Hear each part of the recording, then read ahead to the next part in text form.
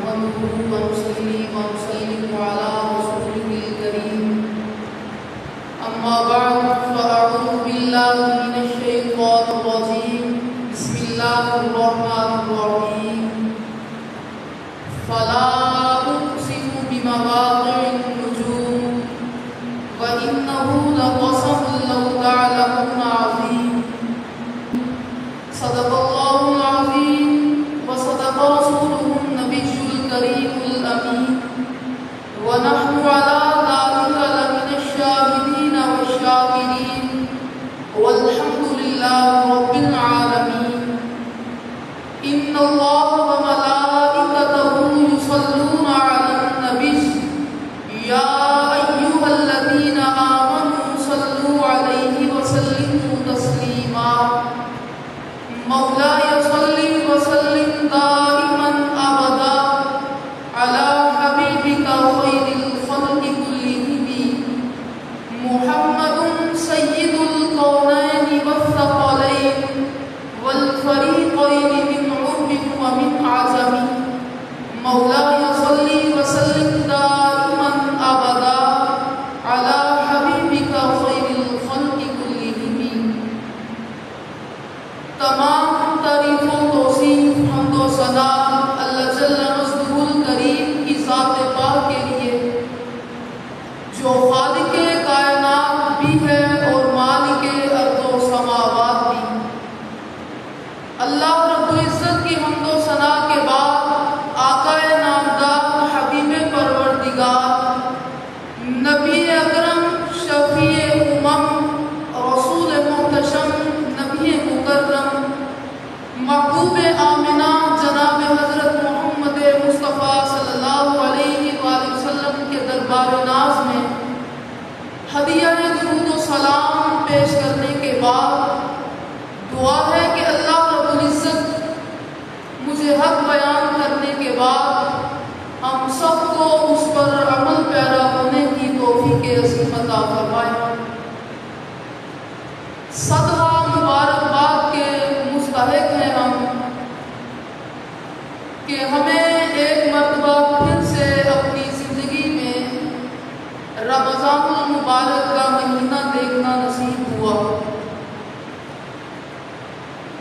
آج کی اس نشست کا عنوان قرآن اور ہماری ذمہ داریوں سے متعلق ہے کہ قرآن کی شان اور عظمت کیا ہے اور ہماری ذمہ داریاں کیا ہیں۔ اللہ رب العزت نے قرآن کریم میں ارشاد فرمایا فلا اقسم بمواقع النجوم کہ قسم ہے ستاروں کے وقوع کی جگہوں کی، وَإِنَّهُ لَقَسَمٌ لَوْ تَعْلَمُونَ عَظِيمٌ اور اگر تم جان لیتے تو یہ قسم بہت بڑی ہے، بہت ہی عظیم قسم ہے۔ بے شک یہ قرآن بڑا ہی بزرگ ہے، بڑا ہی کریم ہے۔ فی کتاب مکنون جو کہ لوح محفوظ میں نقش ہے، لا یمسہ الا المطہرون اس کی شان اور مقام یہ ہے کہ اس کو بغیر وضو کے چھوا نہ جائے، اس کو بغیر وضو اور غسل کے ہاتھ نہ لگایا جائے۔ تنزیل من رب العالمین یہ دونوں جہانوں کے پروردگار کی طرف سے نازل شدہ ہے۔ اللہ رب العزت نے قرآن کریم کی شان اس انداز کے ساتھ بیان فرمائی کہ قرآن کا تعارف خود قرآن اپنی زبان میں پیش کر رہا ہے۔ وَإِنَّهُ لَقَسَمٌ لَوْ تَعْلَمُونَ عَظِيمٌ اگر جان لیتے تو یہ قسم بڑی عظیم ہے، بہت بڑی ہے۔ یہ بات ہمیں یاد رکھنی چاہیے کہ اللہ رب العزت اگر مطلقاً ہی قسم کھا لیتا، مطلقاً ہی سادی قسم بھی ارشاد فرما دیتا تو وہ بھی بڑی عظیم ہونی تھی، لیکن اللہ رب العزت نے قرآن کی شان کو بیان کرنے کے لیے پہلے ستاروں کی قسم کھائی اور پھر یہ باور کروایا، فرمایا کہ یہ جو قسم اٹھائی جا رہی ہے یہ کوئی چھوٹی قسم نہیں ہے، یہ بہت ہی عظیم قسم ہے۔ اور پھر اللہ رب العزت نے قرآن کی شان کو بیان کیا۔ قرآن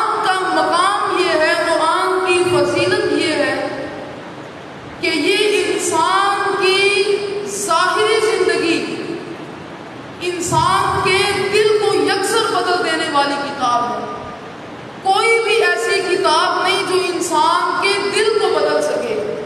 اللہ رب العزت کی یہ کتاب ایسی کتاب ہے جو انسان کے دل کو تبدیل کر کے رکھ دیتی ہے، اور یہ کتاب کو اللہ رب العزت نے ایسی شان اور مقام عطا فرمایا ہے کہ یہ انسان کی ظاہری زندگی کو بھی تبدیل کر دیتی ہے اور انسان کی روحانی زندگی کو بھی تبدیل کر دیتی ہے۔ اللہ رب العزت نے قرآن کریم میں ارشاد فرمایا کہ اے لوگوں، تمہارے پاس تمہارے رب کی طرف سے نصیحت آ گئی، اور کیسی نصیحت ہے؟ فرمایا وَشِفَاءٌ لِمَا فِي الصُّدُورِ، اس کتاب میں تمہارے دلوں کے لیے شفا رکھی اللہ رب العزت نے، کہ انسانی زندگی کو بدل دینے والی کتاب ہے۔ تو آج اگر ہم کسی کتاب کی عظمت کو جاننا چاہیں، کسی کتاب کی رفعت کا اگر ہم اندازہ لگانا چاہیں، تو 3 باتوں کو ملحوظ خاطر رکھنا چاہیے، 3 باتوں کو ہمیں اپنے مد نظر رکھنا چاہیے اگر ہم کسی کتاب کی عظمت کو سمجھنا چاہتے ہیں۔ سب سے پہلے نمبر پر، اگر قرآن کی عظمت کو سمجھنا ہے یا کسی بھی کتاب کی عظمت کو سمجھنا ہے، تو پھر صاحب کتاب اور متکلم کی شان کو دیکھنا پڑے گا کہ اس کتاب کو بنانے والا کون ہے، اس کتاب کو لکھنے والی کون سی ذات ہے۔ اور دوسرے نمبر پر، اگر کسی کتاب کی شان اور رفعت کا اندازہ لگانا ہو تو اس بات کو دیکھنا پڑے گا کہ اس کتاب کو حمل کرنے والی ذات کون ہے، حامل کتاب کون ہے۔ اور تیسری بات ہمیں یہ دیکھنی پڑے گی اگر کسی کتاب کی شان کا اندازہ لگانا ہے، وہ یہ چیز دیکھنی پڑے گی کہ اس کتاب کے مقاصد کتنے اہم ہیں، اس کتاب کے فوائد کتنے عظیم ہیں۔ ان 3 چیزوں کو اگر ہم اپنے ملحوظ خاطر رکھیں تو ہم کسی بھی کتاب کی عظمت اور شان کا اندازہ لگا سکتے ہیں۔ تو سب سے پہلے آئیے دیکھتے ہیں ہم اس چیز کو کہ قرآن کی عظمت اس چیز سے بھی ہمیں پتہ چل رہی ہے کہ اس کتاب کے صاحب خود اللہ رب العزت کی ذات ہے۔ صاحب کلام، اس کتاب کے کہنے والے، وہ اللہ رب العزت کی ذات ہے، اور اللہ رب العزت کی ذات جس طرح ہر عیوب سے پاک ہے، اس کی یہ کتاب بھی ہر عیب سے پاک ہے۔ جس طرح اللہ رب العزت کی ذات میں کسی قسم کا کوئی شک نہیں کیا جا سکتا، اسی طرح اللہ رب العزت نے اس کتاب کے بارے میں فرمایا الف لام میم ذالک الکتاب لا ریب فیہ، کہ یہ ذیشان کتاب، اس میں ذرہ برابر بھی شک کی گنجائش نہیں۔ اور دوسری چیز، اگر کسی کتاب کی عظمت کا اندازہ لگانا ہو تو یہ دیکھنا پڑتا ہے کہ حامل کتاب کون ہے، اس کتاب کو لینے والی ذات کون ہے۔ تو اگر ہم قرآن کے بارے میں دیکھیں تو اس کتاب کے حامل جو ہے، اس کتاب کو برداشت کرنے والے، اس کتاب کو اٹھانے والی جو ذات ہے، وہ کوئی عام ہستی نہیں، وہ محمد رسول اللہ صلی اللہ علیہ وآلہ وسلم کی ذات ہے۔ اللہ رب العزت نے 22ویں پارے میں اندر ارشاد فرمایا، اللہ رب العزت نے فرمایا کہ اگر یہ کلام میں زمین، آسمان اور پہاڑوں پر نازل کرتا تو وہ اس کے ہیبت اور جلال سے ریزہ ریزہ ہو جاتے، لیکن حضرت انسان ایسی ذات ہے جس نے اس قرآن کو قبول کیا، اس کتاب کو اٹھایا۔ تو حضور صلی اللہ علیہ وآلہ وسلم کی ذات ایسی ذات ہے جنہوں نے اس کتاب کو برداشت کیا، اس کتاب کو اٹھانے والی ذات تاجدار کائنات محمد رسول اللہ صلی اللہ علیہ وآلہ وسلم کی ذات ہے، جن کے بارے میں اللہ رب العزت نے فرمایا کہ یہ ایسی ہستی ہے لقد کان لکم فی رسول اللہ اسوۃ حسنہ، یہ میرا محبوب ایسا محبوب ہے کہ جس کی زندگی تمہارے زندگیوں کے لیے بہترین نمونہ ہے۔ اگر تم راہ راست پر آنا چاہتے ہو، اگر تم چاہتے ہو کہ تمہیں فلاح کا راستہ مل جائے، اگر تم چاہتے ہو کہ تم جنت تک پہنچ جاؤ، تو پھر میرے محبوب صلی اللہ علیہ وآلہ وسلم کے نقش قدم پر چلنا شروع کر دو۔ اور تیسری چیز، اگر کسی کتاب کی عظمت کا اندازہ لگانا ہو تو یہ دیکھنا پڑتا ہے کہ اس کتاب کے مقاصد کتنے عظیم ہیں، اس کتاب کے فوائد کتنے بڑے ہیں۔ تو پھر ہمیں یہ دیکھنا پڑے گا اور ہمیں یہ ماننا پڑے گا کہ اللہ رب العزت کی یہ کتاب ایسی کتاب ہے کہ جس کے بارے میں اللہ رب العزت خود قرآن میں ارشاد فرماتا ہے یا ایھا الناس قد جاءتکم موعظۃ من ربکم وشفاء لما فی الصدور، کہ اے انسان شفا کا کام کرتی ہے۔ آج ہمیں کسی اور در سے شفا کی طلب نہیں رکھنی چاہیے۔ اللہ رب العزت نے شفا کی صورت میں ہمیں قرآن کریم جیسی عظیم اور مقدس کتاب جو عطا فرما دی۔ قرآن کریم اگر کوئی شخص تلاوت کرے تو اللہ رب العزت اسے اجر کتنا عطا کرتا ہے، قرآن پڑھنے پر اللہ رب العزت ثواب کتنا عطا کرتا ہے۔ تو پھر حضور صلی اللہ علیہ وآلہ وسلم فرماتے ہیں، حضرت سیدنا عبداللہ بن مسعود رضی اللہ تعالیٰ عنہ نے اس حدیث کو نقل فرمایا، سنن دارمی میں یہ روایت موجود ہے۔ حضور صلی اللہ علیہ وآلہ وسلم نے فرمایا فَتْلُوا کہ قرآن کی تلاوت کیا کرو، فَإِنَّ اللَّهَ يَأْجُرُكُمْ بے شک اللہ رب العزت تمہیں اجر عطا کرتا ہے، عَلَىٰ تِلَاوَتِهِ اس کی تلاوت پر کتنا؟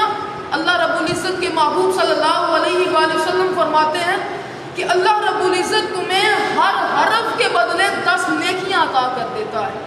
اور حضور صلی اللہ علیہ وآلہ وسلم فرماتے ہیں کہ میں یہ نہیں کہتا کہ الف لام میم یہ ایک حرف ہے، فرمایا کہ الف لام میم، الف علیحدہ حرف ہے، لام علیحدہ حرف ہے، میم علیحدہ حرف ہے، گویا کہ جس نے الف لام میم کی تلاوت کی اللہ رب العزت اسے 10 نہیں بلکہ 30 نیکیوں کا ثواب عطا کر دیتا ہے۔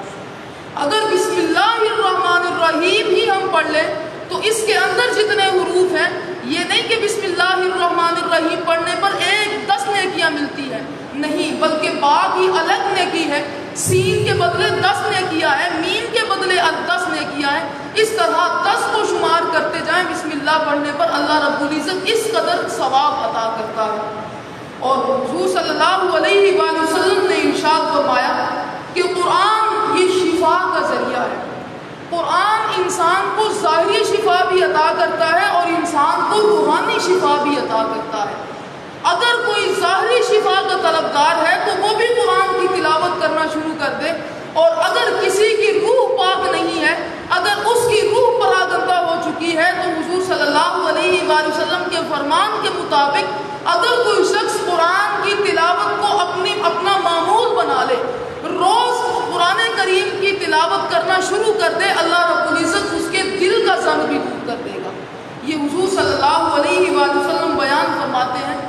اور بروز حشر حضور صلی اللہ علیہ وآلہ وسلم نے فرمایا، امام ترمذی اس حدیث کو نقل کرتے ہیں، حضور صلی اللہ علیہ وآلہ وسلم فرماتے ہیں کہ قیامت والے دن یہ قرآن جو ہے یہ اللہ رب العزت کے حریف ناز میں تمہاری شفاعت کرے گا۔ یہ جو آج ہم قرآن کریم کی تلاوت کرتے ہیں یہ کوئی بے سود نہیں ہے، ہماری زندگی، ظاہری زندگی میں بھی ہمیں فائدہ ملتا ہے، ہمارے دلوں کا زنگ بھی دور ہوتا ہے، اور حضور فرماتے ہیں کہ کل قیامت والے دن یہ تمہاری بخشش کا سامان بھی ہو جائے گا، یہ تمہاری شفاعت بھی کرے گا۔ حضور صلی اللہ علیہ وآلہ وسلم فرماتے ہیں، حضرت سیدنا ابو ہریرہ رضی اللہ تعالیٰ عنہ نے اس حدیث کو روایت کیا، حضور صلی اللہ علیہ وآلہ وسلم نے فرمایا کہ کل قیامت کا دن لگا ہوگا اور اللہ رب العزت اگر کسی شخص کے بارے میں یہ فیصلہ کر دے کہ یہ جہنم میں چلا جائے تو قرآن سامنے آ جائے گا۔ قرآن آ کر کیا کہے گا؟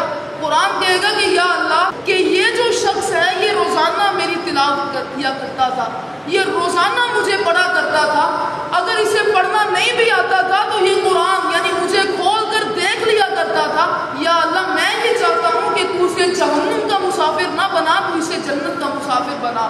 اللہ رب العزت اس قرآن کی شفاعت کو قبول کرتے ہوئے حضور صلی اللہ علیہ وآلہ وسلم کے اس غلام کو جہنم سے نکال کر جنت کا مسافر بنا دے گا۔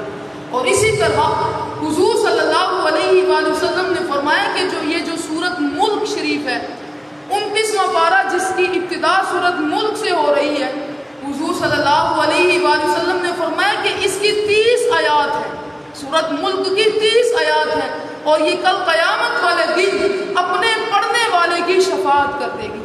جو شخص سورہ ملک کو اپنا وظیفہ بنا لے، سورہ ملک کی ہر روز عشاء کی نماز کے بعد تلاوت کرنا شروع کر دے تو یہ سورت ملک اللہ رب العزت کے حریم ناز میں اس بندے کی شفاعت کا سامان پیدا کر دے گی۔ اور حضور صلی اللہ علیہ وآلہ وسلم نے فرمایا کہ جو قرآن کو سمجھے، جو قرآن کو پڑھے، قرآن کو اپنے سینے میں جگہ دے، قرآن کو حفظ کر لے، اس کی شان کیا ہے؟ اللہ رب العزت اسے دنیا میں تو جو شان عطا کرتا ہے وہ تو سب کی آنکھوں کے سامنے ہے. کل قیامت کا جب دن ہوگا، حضور صلی اللہ علیہ وآلہ وسلم فرماتے ہیں کہ حافظ قرآن کی شان تو وراء الورا ہے. حافظ قرآن کی شان کو تو ایک سائڈ پر رکھو. جس والدین نے اپنے بچوں کو قرآن کی تعلیم دلوائی، جنہوں نے اپنے بچوں کو ٹوٹی چٹائیوں پر بٹھا کر محمد رسول اللہ صلی اللہ علیہ وآلہ وسلم کا فرمان ان کے سینوں میں محفوظ کروایا، اللہ رب العزت کل قیامت کے دن ان کے سروں پر نورانی تاج رکھ دے گا. تو تمام لوگ سوال کریں گے، اولیاء سوال کریں گے کہ یا اللہ یہ کون سے برگزیدہ لوگ ہیں، یا اللہ یہ کیا نبی ہے؟ اللہ فرمائے گا کہ نہیں، یہ نبی نہیں ہے. سوال پھر ہوگا کہ باری تعالیٰ یہ کون سی ہستیاں ہیں، یہ کوئی مجدد ہے، یہ کوئی تیرے بڑے محبوب بندے ہیں؟ اللہ فرمائے گا کہ نہیں، یہ کوئی مجدد بھی نہیں ہے، یہ کوئی غوث قطب ابدال کی نسل سے بھی نہیں ہے. یا اللہ پھر یہ کون لوگ ہیں؟ اللہ رب العزت فرمائے گا کہ یہ وہ لوگ ہیں جنہوں نے اپنے بچوں کو محمد الرسول اللہ صلی اللہ علیہ وآلہ وسلم کا قرآن ان کے سینوں میں محفوظ کروا دیا. اور حضور صلی اللہ علیہ وآلہ وسلم فرماتے ہیں کہ ان تاجوں کی روشنی کتنی ہوگی، ان تاجوں کی چمک کتنی ہوگی. حضور علیہ السلام نے مثال دے کر سمجھایا. حضور نے فرمایا کہ اس تمہارے دنیا کے گھر کے اندر اگر سورج کو اتار دیا جائے تو اس کی روشنی کا تم اندازہ کر سکتے ہو؟ عرض کی یا رسول اللہ نہیں، اس کی تو روشنی بڑی ہوگی. اگر دنیا کے گھر کے اندر سورج ابھی تو بہت دور ہے نا، تو انسان کو اس کی روشنی برداشت نہیں ہوتی. حضور علیہ السلام فرماتے ہیں اگر یہ سورج تمہارے گھروں میں اتار دیا جائے تو اس کی روشنی کتنی ہوگی؟ یا رسول اللہ بڑی روشنی ہوگی. حضور نے فرمایا کہ ان تاجوں کو بھی اللہ رب العزت کتنی ہی روشنی عطا کر دے گا. یہ اللہ رب العزت کے محبوب صلی اللہ علیہ وآلہ وسلم نے بیان کیا. آج ہم قرآن کو پڑھنے کی ذمہ داری ہمارے اوپر عائد ہوتی ہے. اقبال نے کیا خوب کہا تھا. اقبال نے آج کے مسلمان کو دیکھ کر اور اسلاف کو دیکھ کر انہوں نے ایک شعر کہا اور فرمایا کہ وہ معزز تھے زمانے میں مسلمان ہو کر، ہم خوار ہوئے تارک قرآن ہو کر. جو پہلے لوگ تھے ان کو اللہ رب العزت نے شان عطا کی تھی تو قرآن کے صدقے عطا کی تھی. قرآن کے صدقے ہی حضرت عمر بن خطاب رضی اللہ تعالیٰ عنہ کو اللہ نے یہ مقام عطا کیا تھا کہ آپ اگر زلزلہ شدہ زمین کے اوپر اپنا کوڑا مارتے تو زمین کے اوپر سکتہ طاری ہو جاتا. اور قرآن کی شان کا اگر اندازہ لگانا ہو تو اسلاف کو دیکھیں. حضرت بشر حافی رضی اللہ تعالیٰ عنہ، حافی ننگے پیر والے کو کہا جاتا ہے.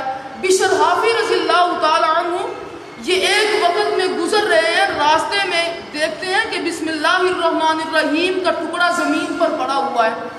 آپ نے اسے اٹھایا، اس سے اوپر مٹی صاف کی، اس کو خوشبو لگائی اور اسے بلند مقام پر رکھ دیا. اور اللہ رب العزت نے ان کو یہ شان عطا کی کہ انہیں وقت کا ولی بنا دیا، اپنا برگزیدہ محبوب بنا لیا. اور اس کے بعد حضرت بشر حافی رضی اللہ تعالیٰ عنہ ساری زندگی تک آپ نے اپنے پاؤں میں جوتا نہیں پہنا. آپ کہتے ہیں کہ کہیں ایسا نہ ہو کہ کہیں قرآن کا کوئی ٹکڑا نیچے پڑا ہو اور بشر حافی کا پاؤں اوپر نہ آ جائے. ساری زندگی آپ نے اس انداز کے ساتھ گزار دی. تو اقبال فرماتے ہیں کہ وہ معزز تھے زمانے میں مسلمان ہو کر، ہم خوار ہوئے تارک قرآن ہو کر. آج ہم نے قرآن کو سمجھنا تو بڑی دور کی بات تھی، آج ہم نے قرآن پر عمل کرنا تو بڑی دور کی بات تھی. ہم نے قرآن کو جزدانوں میں بند کر کر الماریوں میں محفوظ کر دیا. ہم نے الماریوں کی زینت قرآن کو بنا دیا. قرآن ان کاموں کے لیے نہیں تھا. قرآن محمد الرسول اللہ صلی اللہ علیہ وآلہ وسلم کا فرمان ہے اور یہ اس کام کے لیے آیا کہ اس کی تلاوت کی جائے اور اس پر عمل کیا جائے. اور آج ہمارے قرآن کے اوپر کیا ذمہ داریاں عائد ہوتی ہیں؟ سب سے پہلی ذمہ داری تلاوت قرآن کی ذمہ داری ہے کہ آج ہمیں قرآن کی تلاوت کرنا شروع کرنا ہوگا. اپنا معمول یہ بنانا ہوگا کہ ہم روز قرآن کریم کی تلاوت کریں، چاہے ایک رکوع کی تلاوت کریں، چاہے 10 سطروں کی تلاوت کریں.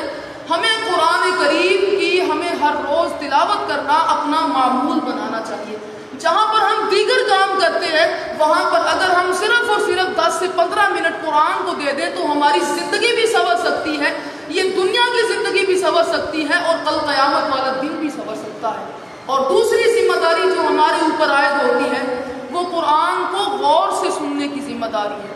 قرآن کو پڑھا تو جاتا ہے لیکن قرآن کو غور سے سنا نہیں جاتا. حالانکہ قرآن کریم میں اللہ رب العزت کا قرآن کیا فرماتا ہے؟ فرمایا کہ تم قرآن کریم کی تلاوت کو غور سے سنا کرو، دل کے کانوں سے سنا کرو. کیوں؟ فرمایا لعلکم ترحمون، شاید کہ تم پر رحم کر دیا جائے.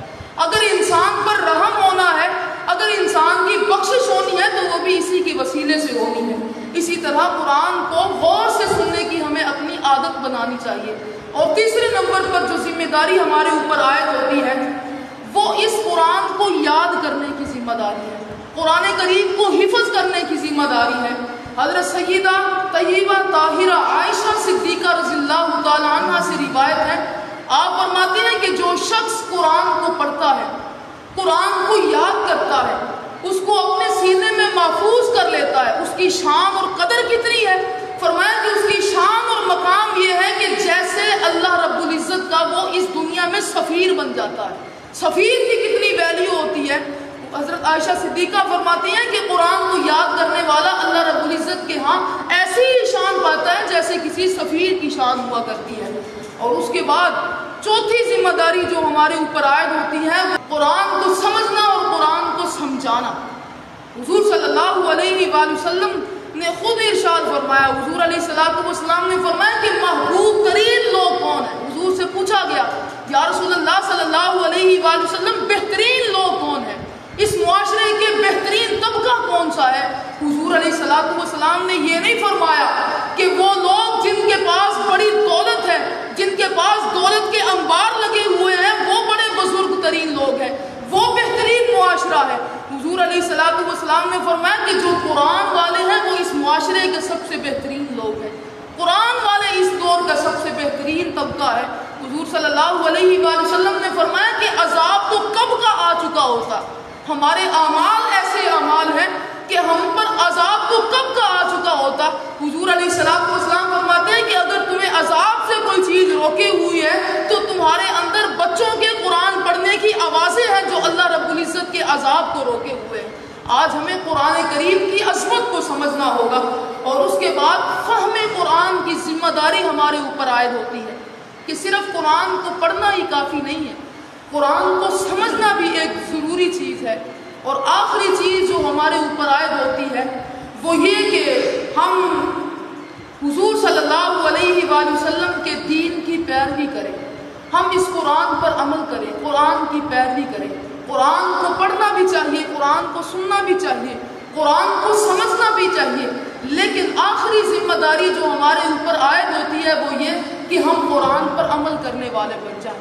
آج ہم یہ دیکھتے ہیں کہ ہمارے پاس ہر چیز موجود ہے، آج ہر اشیاء ہمارے پاس موجود ہے، زراعت کا ہر سامان ہمارے پاس موجود ہے، لیکن پھر بھی ہمارے ملک کی گنتی بہت ہی کمزور ملکوں میں گنی جاتی ہے. اس کی صرف اور صرف واحد وجہ یہ ہے کہ ہم نے قرآن کریم سے اپنے ناطے کو توڑ دیا، ہم نے قرآن کریم سے اپنا منہ موڑ لیا. اگر ہم قرآن کریم کے ساتھ اپنا تعلق مضبوط کر لیں تو پھر ہم بھی وہ قوم ہوں گے جس کے بارے میں اقبال نے فرمایا تھا وہ معزز کے زمانے میں مسلمان ہو کر. اللہ رب العزت سے دعا ہے کہ وہ ہمیں قرآن کریم کو سمجھنے کی، قرآن کریم کو پڑھنے کی، اس پر عمل پیرا ہونے کی توفیق عظیم عطا فرمائے.